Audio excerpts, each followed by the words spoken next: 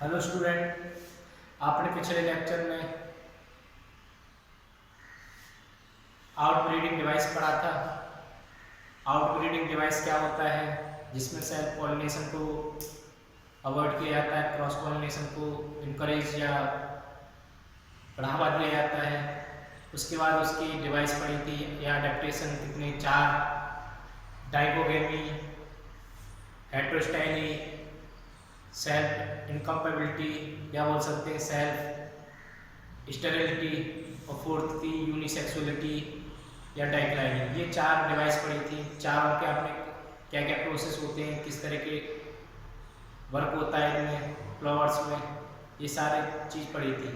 अब जो नेक्स्ट पढ़ोगे आप pollen pistol interaction. Pollen pistol interaction, pollen मतलब पोलन ग्रेन्स जो एंथर सेल होता है जिसमें मेल गैमेट्स प्रेजेंट होते हैं। क्लियर है ना? जिसमें मेल गैमेट्स प्रेजेंट होते हैं वो पोलन ग्रेन्स होता है। और पिस्टिल आप जानती हो फीमेल रिप्रोडक्टिव ऑर्गन, उन दोनों के बीच में इंटरेक्शन होना वो पोलन पिस्टल इंटरेक्शन होता है। क्या होता है? Pollen pistol interaction. अब पोलन पिस्टल इंटरेक्शन में जो होता है ये कहाँ से शुरुआत होती है? शुरुआत होती है पोलन ग्रेन्स के डिपोजिशन से। कहाँ पर? स्टिग्मा। जब पोलन ग्रेन का डिपोजिशन स्टिग्मा पर हो जाता है, वहाँ से लेके पोलन ट्यूब जर्मिनेट करती है और ओवुल तक पहुँचती है। ओवुल तक पहुँचने की प्रक्रिया जो होती है कहाँ से? पोलन डिपोजिशन से लेके enters the pollen tube to the ovule.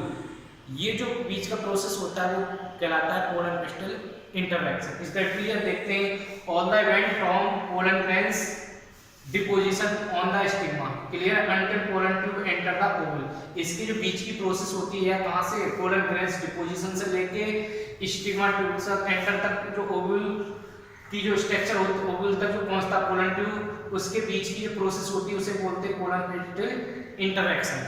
अब ये पोलन पिस्टल इंटरेक्शन जो होता है ये कब होगा?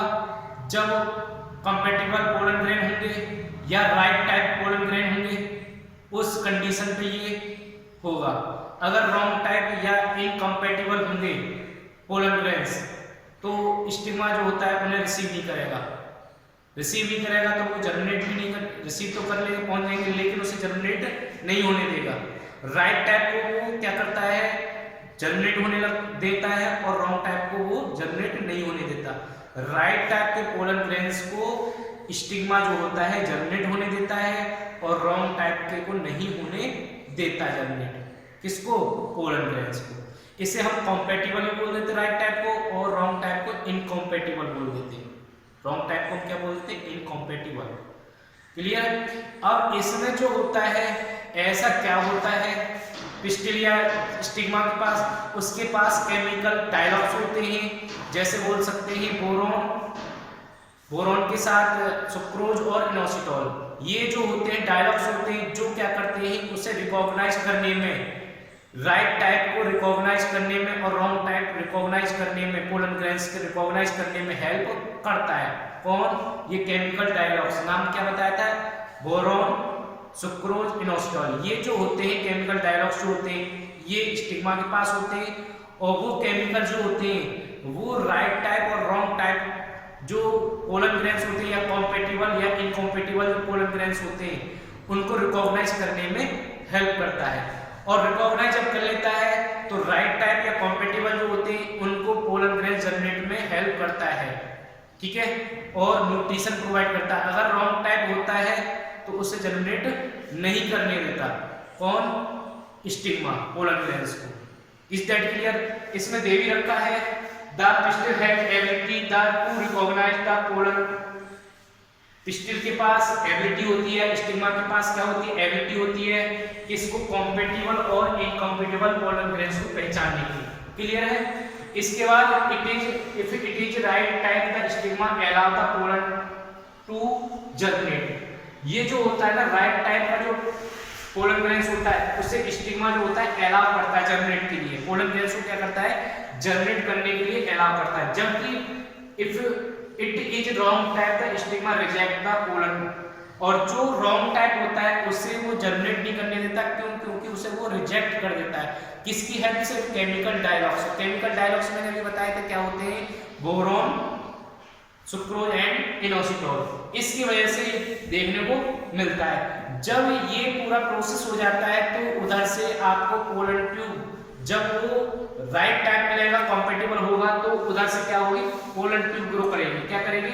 पोलन ट्यूब करेगी। याद रखना, राइट टाइप या तो डिफरेंट स्पीसीज का भी हो सकता है, सेम स्पीसीज का हो सकता है, जरूरी नहीं। अगर कोई फ्लावर होता है उसमें सेल्फ इनकम्पेबिलिटी देखने को मिलती है, सेल्फ स्टेरिलिटी होती है, तो कॉम्पेटिबल या बोल सकते हैं राइट टाइप उसके लिए क्या होगा, डिफरेंट वेराइटी का।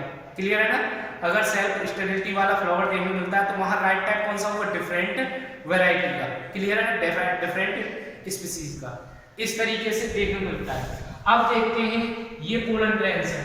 पोलन ग्रेन्स जो होता है ये क्या है, पूरा पूरा पिस्टिल, पिस्टिल में स्टिग्मा है, ये स्टाइल के साथ ये स्टाइल है, ये ट्यूब लाइक स्ट्रक्चर, ये ओवरी है, और ओवरी में क्या है, ये ओवुल है, ये क्या है, ओवुल है, और ओवुल के अंदर क्या है, ये एम्ब्रियो सेक। क्या है ये? Embryo sac. याद रखना ये एम्ब्रियो सेक है इस तरीके से। और ये क्या है, पोलन ग्रेन। अब ये पोलन ग्रेन्स कौन सा राइट टाइप है, कॉम्पेटिबल है, ये जर्मिनेट करेगा। जर्मिनेट करने को मैंने आपको बताया था कि पोलन ग्रेन्स जो होते हैं दो तरीके के होते हैं एंजियोस्पर्म। एक 60% जो होते हैं 2 सेल स्टेज में रिलीज होते हैं, कहां से, एंथर से, और 40% जो होते हैं 3 सेल स्टेज में रिलीज होते हैं, एंथर से। लेकिन जो 3 सेल स्टेज होते हैं उनको जो जेनेटिव सेल होती है 3 सेल वाले में, जेनेटिव सेल में उसी टाइम पर पहले ही रिलीज होने से पहले ही क्या होता है, माइटोसिस डिवीजन हो जाता है और 2 मेल गैमेट्स बन जाते हैं जेनेटिव सेल से। जबकि जो जो हमारे 60% है, 60% में जो देखा जाता है, 60% में देखा जाता है 2 सेल स्टेज। क्या देखा जाता है? 2 सेल स्टेज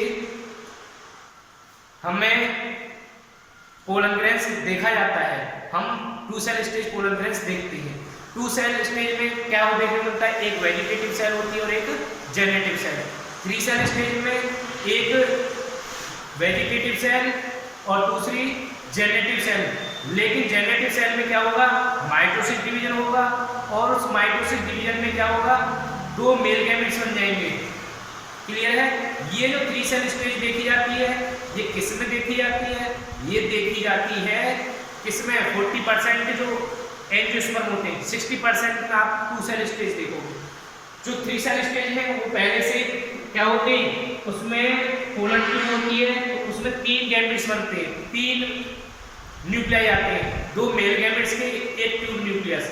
एक होता है ट्यूब न्यूक्लियस जो वेजिटेटिव सेल का होता है, किसका होता है वो, वेजिटेटिव सेल का। सबसे पहले जो पोलन ट्यूब जो ग्रो करती है, सबसे पहले ट्यूब न्यूक्लियस चलता है पोलन ट्यूब में, जो वेजिटेटिव सेल का पार्ट होता है। क्यों होता है? क्योंकि ये डायरेक्शन प्रोवाइड करता है और इसको ये टारगेट बना रखता है कि कहां पर मेल गैमेट्स लेकर जाने हैं, क्योंकि इसके पास एबिलिटी होती है जो उस रास्ते में जो केमिकल्स जो होते हैं गाइड करने के लिए, उस गाइड केमिकल्स को रिकॉग्नाइज करने के लिए एबिलिटी होती है किसके पास, ट्यूब न्यूक्लियस के पास, जो सीधा सीधा जहां पर उसका टारगेट होता है वो वहां पर पोलन ट्यूब को लेके जाता है। इसलिए क्या होता है, फ्रंट में होता है सबसे पहले ट्यूब न्यूक्लियस होता है जो वेजिटेटिव सेल का होता है। इसके बाद अगर 3 सेल स्टेज होती है तो उसमें पहले से पहले ही दोनों मेल गैमेट्स जो होते हैं वो पोलन ग्रेन्स में पहले से पहले होंगे। अगर बात करते हैं 2 सेल स्टेज की, किसकी बात करते हैं, 2 सेल स्टेज की। 2 सेल स्टेज में क्या देखने को मिलता है, जो पोलन ग्रेन्स जब पोलन ट्यूब ग्रो करता है तो उस टाइम पर आपको जब पोलन ट्यूब ग्रो होगी तो पोलन ट्यूब ग्रो होने के साथ में जेनेटिव सेल में माइटोसिस डिवीजन शुरू हो जाएगा। कौन सा डिवीजन शुरू हो जाएगा, माइटोसिस डिवीजन। जब माइटोसिस डिवीजन शुरू होगा तो उस जेनेटिव सेल से कितने बनेंगे, 2 मेल गैमेट्स बन जाएंगे, और वो ट्यूब न्यूक्लियस जो होता है वो पोलन ट्यूब को कैरी करते हुए और उसको रिकॉग्नाइज करने की एबिलिटी होती है कहां पर जो होता है गाइड होना है, कहां पर जाना है पोलन ट्यूब को। इस तरीके से स्टाइल जाएगी, स्टाइल से कहां जाएंगे, वो ओवरी जाएगी, ओवरी जाएगी, ओवरी से कहां जाएगी, ओवुल पे। ओवुल में एक माइक्रोपाइल रीजन होता है जहां पर इंट्यूबमेंट एब्सेंट होता है, जहां पर इंट्यूबमेंट एब्सेंट होता है। मैंने ओव्यूल की स्ट्रक्चर बनाई थी, ओव्यूल में माइक्रोपाइल कहाँ होता है, ओपनिंग होती है जहां पर इंट्यूबमेंट एब्सेंट होता है। वहां से पोलन ट्यूब ओव्यूल में पहुंची और ओव्यूल में कहाँ पहुंची, एम्ब्रियो से।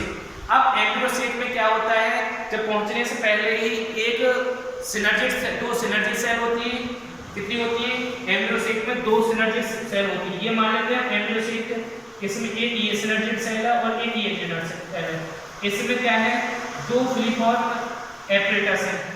ये जो होते हैं फिलीफॉर्म एपरेटस जो होते हैं वो सिनर्जिड में ये गाइड करते हैं किसको, पोलन ट्यूब को। किसको गाइड करते हैं, पोलन ट्यूब को। ये इस तरीके से पोलन ट्यूब आई और एम्ब्रियो सेक में माइक्रोपाइल रीजन से होते हुए, किस रीजन से, माइक्रोपाइल रीजन होते हुए कहां पहुंच गई। अब माइक्रोपाइल रीजन से एम्ब्रियो सेक के पास एक तो पहले सिनर्जिड डीजनरेट हो जाएगा, क्योंकि एक तो पहले ही उसको केमिकल रिलीज कर रहा है, क्योंकि उसे अट्रैक्ट करने के लिए किसको, पोलन ट्यूब को। एक तो पहले ही डीजनरेट हो जाएगा कौन, सिनर्जिड, क्योंकि उसके लिए केमिकल रिलीज कर रहा है कौन, सिनर्जिड फिलीफॉर्म एपरेटस की हेल्प से। ठीक है, वो क्या करेगा, एक तो पोलन ट्यूब यहाँ तक एम्ब्रियो सेक तक होगा, दूसरा जो होगा इस दूसरी वाली सिनर्जिड से होते हुए पोलन ट्यूब रिलीज होगी, निकलेगी। तो एक तो केमिकल रिलीज में डीजनरेट हो गया और एक जो होती है इधर से होते हुए पोलन ट्यूब ग्रो करेगी। तो दूसरा इस तरीके से डीजनरेट हो जाता है, खत्म हो जाता है, क्योंकि केमिकल रिलीज होता है। अब ये जो इसके ऊपर होती है एग सेल, क्या होती है, एग सेल। एग सेल पर जब पहुंचता है तो एग सेल पर पहुंचने के बाद में वो ये जो आपको पोलन ट्यूब दिख रही है, ये मेल गैमेट्स को लेके पहुंच रही है ऊपर की तरफ। कहां पहुंच गई, एग सेल के पास। एग सेल के पास एक मेल गैमेट्स को दे देंगे, वहां पर फर्टिलाइजेशन हो जाएगा और फर्टिलाइजेशन के बाद जायगोट बन जाएगा। और सेकंड जो होती है वो क्या होगा, पोलर न्यूक्लियस के साथ क्या कर जाएगा, फ्यूज कर जाएगा, जिससे एंडोस्पर्म का फॉर्मेशन होता है। ये हम आगे पढ़ेंगे कैसे कैसे। इतना आपको पता चल गया कौन सा पोलन ग्रेन्स जनरेट होगा, कॉम्पैटिबल या राइट टाइप। और उससे मैंने आपको बताया था 3 सेल स्टेज में पहले से ही जेनेटिक सेल पे डिवीजन हो जाता है, जिसमें दोनों मेल गैमेट्स वो पोलन ट्यूब के ग्रो होने के साथ साथ कोई उसमें डिवीजन नहीं देखने को मिलता। लेकिन 2 सेल स्टेज वाले जो एंजियोस्पर्म होते हैं, पोलन ग्रेन्स जो होते हैं 2 सेल स्टेज वाले, उसमें जब पोलन ट्यूब ग्रो होती है, उस पोलन ट्यूब के टाइप पर क्या देखने को मिलता है, जेनेटिक सेल में माइटोसिस डिवीजन देखने को मिलता है। और उस माइटोसिस डिवीजन से क्या देखने को मिलता है, 2 मेल गैमेट्स बन जाते हैं। कितने मेल गैमेट्स बन जाते हैं, 2 मेल गैमेट्स। और इसके साथ साथ जो वेजिटेटिव सेल का जो ट्यूब न्यूक्लियस होता है वो गाइड करता है किसको, पोलन ट्यूब को, कहां पर उसे टारगेट में कहां जाना, ओवरी में, ओवरी से कैसे कैसे, क्योंकि वो उसके पास रिकॉग्नाइज एबिलिटी होती है, जो different part of the pistil जो रिलीज होते हैं उसे पोलन ट्यूब को गाइड करने के लिए, उसको पहचानने की एबिलिटी होती है किसके पास, ट्यूब न्यूक्लियस के पास। इस तरीके से माइक्रोपाइल रीजन को पहुंचता है। माइक्रोपाइल रीजन किसका होता है, ओव्यूल का।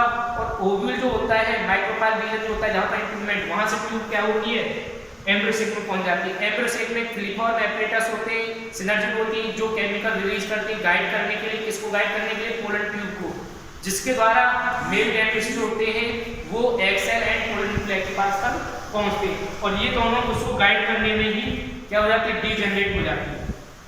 इस तरीके से क्या होता है, ये पोलन ट्यूब का जनरेशन होता है। अब हम कुछ जान लेते हैं कैसे कैसे क्या क्या प्रोसेस है जो एंजाइमेसिस में था। Pistil has the ability to recognise the pollen grains के पास पोलन को रिकॉग्नाइज करने की एबिलिटी पिस्टिल के स्टिग्मा के पास होती है। वो कॉम्पैटिबल है या इनकॉम्पैटिबल है। अगर कॉम्पैटिबल है तो राइट टाइप पर उसको जनरेट होने देगा, ठीक है, और रॉन्ग टाइप है तो उसे रिजेक्ट कर देगा। If it is right type the stigma allow the pollen to generate. Right type जो होगा उसे अलाउ कर देगा जनरेट के लिए, और रॉन्ग टाइप को स्टिग्मा को रिजेक्ट कर देगा। क्लियर है, और जनरेट नहीं होगा। क्लियर है। इसके बाद जो आता है फॉलोइंग कॉम्पैटिबल पॉलिनेशन जो होता है, कॉम्पैटिबल पॉलिनेशन होता है, pollen grains produce pollen tube, वहां से पोलन ट्यूब ग्रो करेगी और थ्रू द स्टिग्मा टिश्यू जो होती है वो स्टाइल से ओवरी पहुंचेगी। ओवरी से कहां पहुंचेगी, ओव्यूल, ओव्यूल से एम्ब्रियो सेक। ये मैंने आपको पहले ही बता दिया। इसके बाद if the pollen grains is 2 cell stage, अगर 2 सेल स्टेज में पोलन ग्रेन्स है तो उसमें क्या होगा, माइटोसिस डिवीजन होगा। तो माइटोसिस डिवीजन किसमें होगा, जेनेटिव सेल में, और जेनेटिव सेल में क्या होता है, माइटोसिस डिवीजन होगा तो 2 मेल गैमेट्स का फॉर्मेशन हो जाएगा, और जो inside the pollen tube carry होंगे किस लिए, फर्टिलाइजेशन के लिए। Is that clear? इसके बाद इफ द पोलन ग्रेन्स, अगर 3 सेल स्टेज है पोलन ग्रेन्स जिसमें एक ट्यूब न्यूक्लियस बोल सकते हैं, वेजिटेटिव सेल और जेनेटिव सेल माइटोसिस डिवीजन पहले से कर चुकी होती है 3 सेल स्टेज में, तो उसमें क्या होगा, pollen tube carry 2 male gametes, पहले से ही पोलन ट्यूब कैरी करेगी मेल गैमेट्स, उसमें डिवीजन देखने को नहीं मिलेगा माइटोसिस, उसमें मेल गैमेट्स फॉर्मेशन नहीं होगा, पहले से बने हुए होंगे। ठीक है, इसके बाद pollen tube enters into the Oval, pollen tube enters करके ओवल में थ्रू द माइक्रोपाइल, क्या माइक्रोपाइल के द्वारा, और उसके बाद एम्ब्रोसेक पहुंची, एम्ब्रोसेक में साइटोप्लाज्म बनते हैं जो गाइड करते हैं, साइटोप्लाज्म की फ्री फॉर्म जो सेल होती है, एपरेटस सेल जो होती है वो गाइड करती है, और गाइड जो फ्री फॉर्म एपरेटस जो होता है केमिकल सीक्रेट करके गाइड करता है किसको, पोलन ट्यूब को। ठीक है, जिसके द्वारा वो मेल गैमेट्स जो होते हैं वो एक्सएल एंड पोलन न्यूक्लियाई के साथ पहुंचते हैं।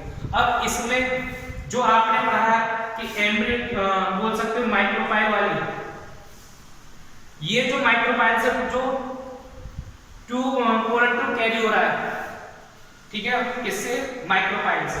माइक्रोपाइल मतलब उसी रीजन से, तो उसे पोरोगैमी बोलते हैं। ठीक है, और जो कुछ जो होते हैं पोलन ट्यूब ऐसी होती है जो चलाजल साइड से कैरी होती है, चलाजल रीजन से कैरी होती है, उन्हें हम चलाजोगैमी बोलते हैं। और कुछ पोलन ट्यूब ऐसी होती हैं जो इंटरमेट से ही सीधा क्या करती है, एंटर करती हैं। अगर चलाजल रीजन से एंटर करेंगी पोलन ट्यूब, चलाजोगैमी, माइक्रोपाइल से रीजन से एंट्री करेंगी तो पोरोगैमी। अगर वो किस रीजन से एंट्री करेंगी, अगर वो इंटरमेट रीजन से पोलन ट्यूब कैरी करती है तो उसे हम क्या बोलते हैं, उसे बोलेंगे हम मीजोगैमी। इस तरीके से आपका पोलर क्रिस्टल इंटरैक्शन कंप्लीट होता है। इसके बाद जो आता है, नेक्स्ट आता है आपका आर्टिफिशियल हाइब्रिडाइजेशन। नेक्स्ट टॉपिक क्या है, आर्टिफिशियल हाइब्रिडाइजेशन। आर्टिफिशियल हाइब्रिडाइजेशन में क्या होता है, देखते हैं। आर्टिफिशियल हाइब्रिडाइजेशन जो होता है किस लिए किया जाता है, इंप्रूवमेंट ऑफ क्रॉप बोल सकते हैं, क्रॉप इंप्रूवमेंट प्रोग्राम के लिए। किसके लिए होता है, क्रॉप इंप्रूवमेंट प्रोग्राम के लिए। ये हम पढ़ेंगे आर्टिफिशियल हाइब्रिडाइजेशन।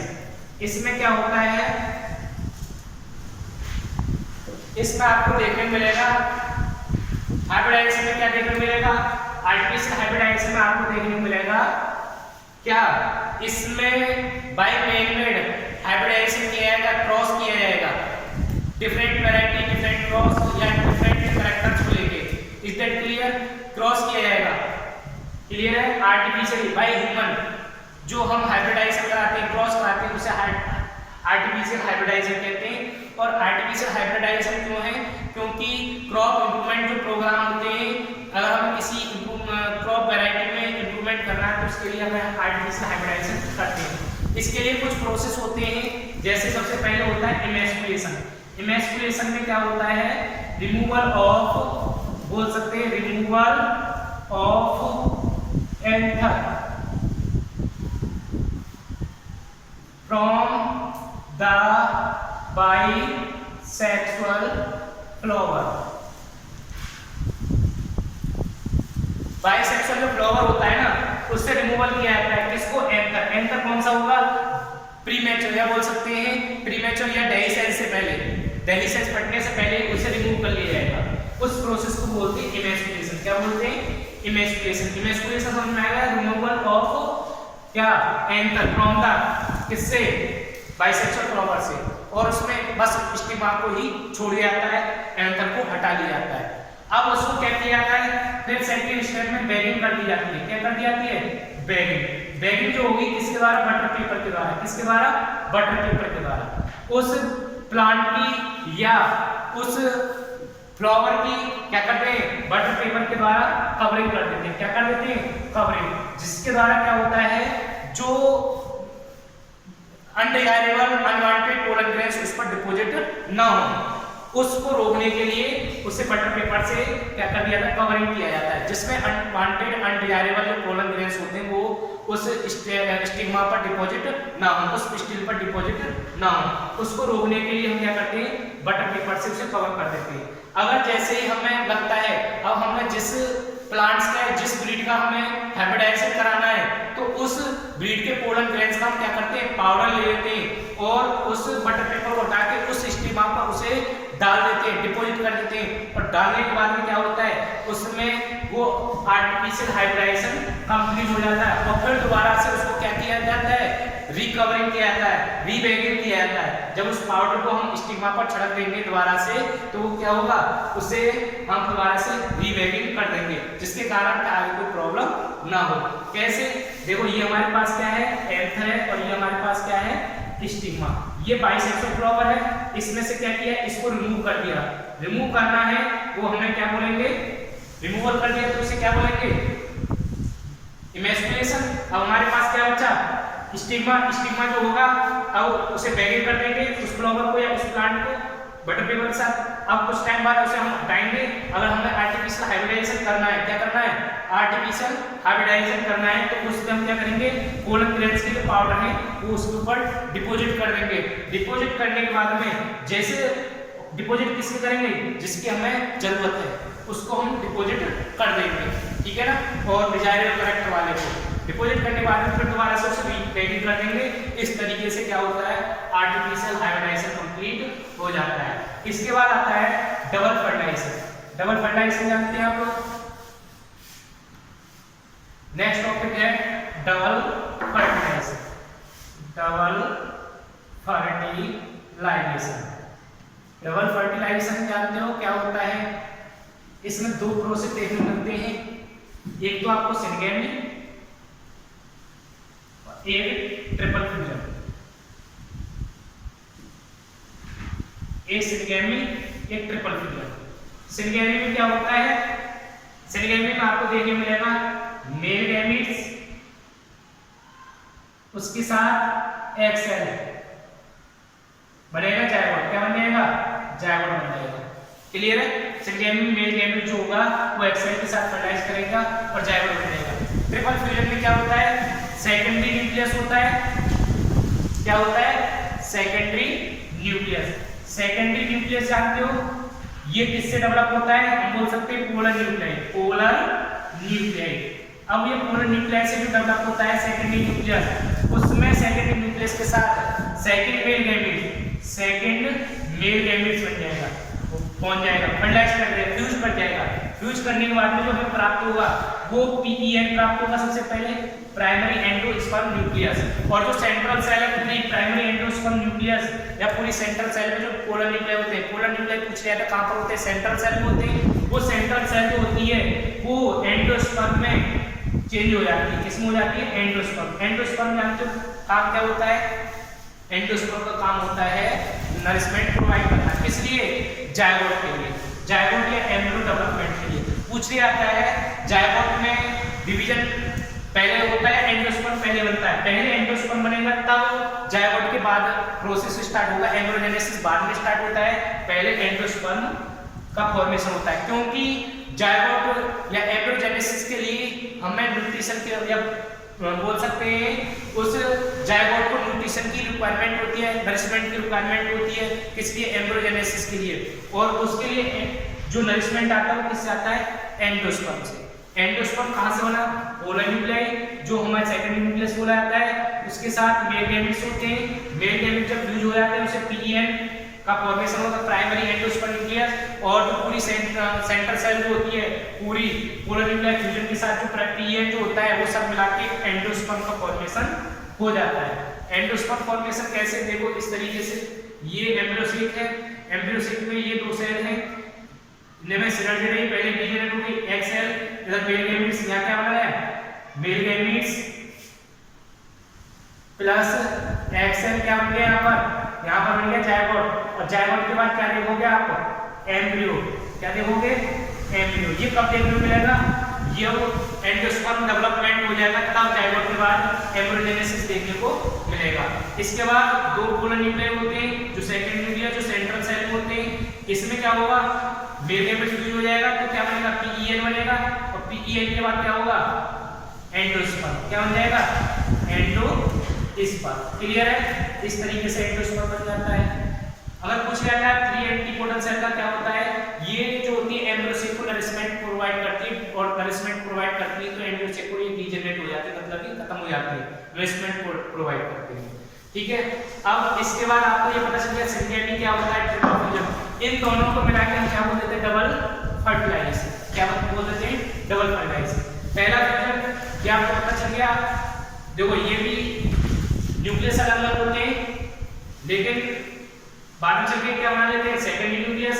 और सेकेंडरी न्यूक्लियस जो होता है वो क्या करता है, मेल गैमेट्स के साथ फ्यूज कर जाता है, तो एंडोस्पर्म का फॉर्मेशन हो जाता है। इस तरीके से डबल फर्टिलाइजेशन कंप्लीट होता है। ये आपका कैसे कैसे डबल फर्टिलाइजेशन पूछ लिया था। डबल फर्टिलाइजेशन में दो प्रोसेस सिरगेमी में क्या है, फ्यूजन ऑफ मेल गैमेट्स और एग सेल, ठीक है ना। जाइगोट, और जाइगोट में अगर एम्ब्रियो बनेगा तो उससे पहले एंडोस्पर्म का फॉर्मेशन होना है। एंडोस्पर्म पूरा न्यूक्लियस होती है, सेकेंडरी न्यूक्लियस बन जाती है, और सेकेंडरी न्यूक्लियस होता है मेल गैमेट्स के साथ। ये रहना था ट्रिपल फ्यूजन।